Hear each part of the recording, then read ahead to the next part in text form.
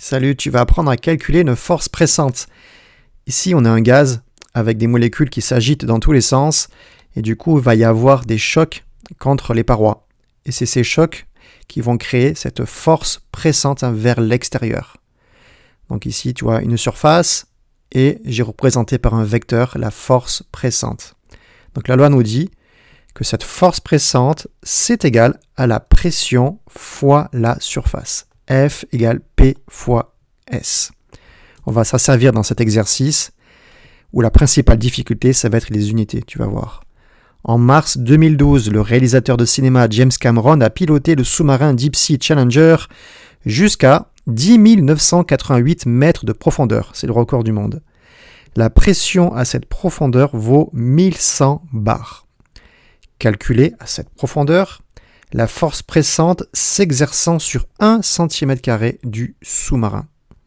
Donc on y va. La force pressante, c'est la pression fois la surface. Alors la pression, il faut se mettre en pascal. C'est le système international qui nous le dit. On a 1100 bars, or 1 bar c'est 10 puissance 5 pascal. Il faut le savoir par cœur. Donc la pression, elle vaut 1100 fois 10 puissance 5 pascal. La surface, c'est pareil, il faut faire attention.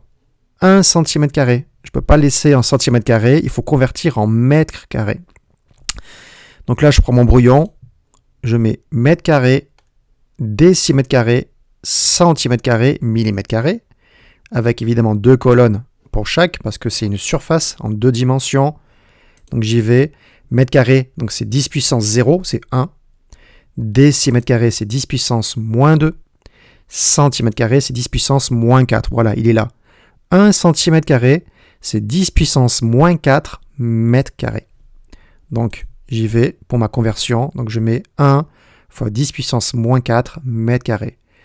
Et ça me donne une force pressante de 1,100 fois 10 puissance 4 newton. C'est une force, donc c'est en newton.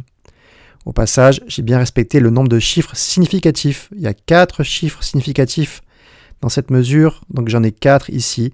Le 1 cm², ce n'est pas une mesure, c'est juste une donnée. Voilà pour ce type d'exercice. Donc tu as compris qu'il faut faire attention surtout aux unités, sinon c'est pas compliqué. Allez, à une prochaine, je l'espère.